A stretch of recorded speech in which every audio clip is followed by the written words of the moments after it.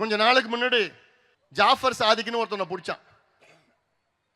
யார் பிடிச்சா? Tamil Nadu government police இல்லை, மத்தியில இருந்து பிடிச்சானுங்க.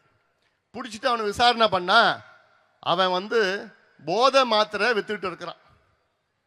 அவன் யாருன்னு விசாரணை பண்ணா அவன் திமுக கட்சிக்கார்.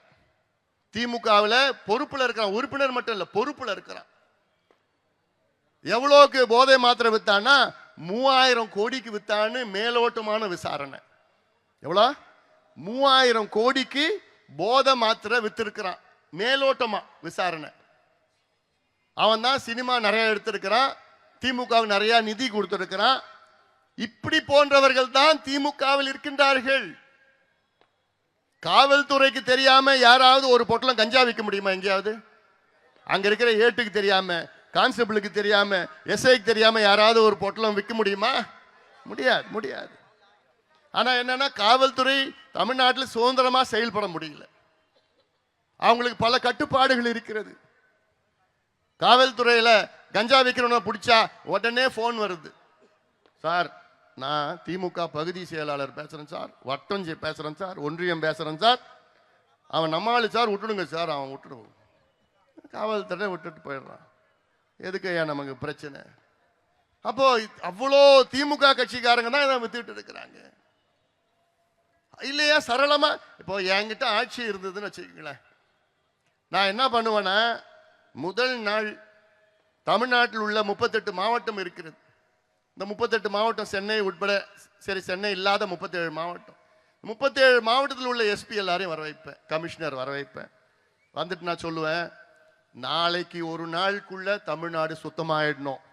நாளைக்கு தமிழ்நாட்டில் எங்கேயாவது உங்க எல்லையில உங்க மாவட்டத்தில் கஞ்சா விற்கிறது, அதாவது எனக்கு யாராவது பிடிச்சாங்கன்னா உங்களை நான் சஸ்பெண்ட் பண்ணுவேன். எஸ்பி என்ன பண்ணுவாரு? அடுத்த நாள் அவர் மாவட்டத்துக்கு போயிட்டு எல்லாரையும் கூப்பிடுவார், டிஎஸ்பி கூப்பிடுவார்.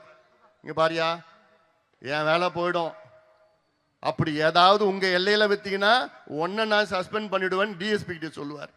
டிஎஸ்பி என்ன பண்ணுவார்? அவருக்கு கீழே இருக்கிற இன்ஸ்பெக்டர்லாம் வர வச்சுக்கிட்டு ஒரு மீட்டிங் போட்டு, யோ என் வேலை போயிடுயா, உடனே பார்த்துக்கையான்னு சொல்லிட்டு இன்ஸ்பெக்டர்கிட்ட சொல்லுவார். இன்ஸ்பெக்டர் ஒரு மீட்டிங் வச்சு எஸ்ஐ, அங்க இருக்கிற கான்ஸ்டபிள், ஏட்டு எல்லாரையும் கூப்பிட்டு வச்சு, யோ எங்கேயாவது வித்தாங்கன்னா ஒன்று தொலைச்சு போட்டுடுவேன், என் வேலை போயிடும், அதனால நீ பத்திரமா இரு, விற்காம பார்த்துக்கோன்னு. இது எவ்வளவு நேரம் போதே? அது சாதாரண வேலையா? ஒரு 5 பேரை சஸ்பெண்ட் பண்ணா போதும், ஆட்டோமேட்டிக்கா சுத்தமாயிடும். இதெல்லாம் சாதாரண வேலை. ஆனால் ஸ்டாலின் அவர்களுக்கு அதை பத்தி கவலை இருக்கா? உங்கள் பிள்ளைகள், உங்கள் பேர பிள்ளைகள் பத்தி கவலை இருக்கா? அதெல்லாம் கிடையாது, அதெல்லாம் கிடையாது. அவர் வச்சுட்டு நாடகம் ஆடிட்டு கால் ஷீட் 2 மணி நேரம் கால் ஷீட் கொடுக்குறாரு.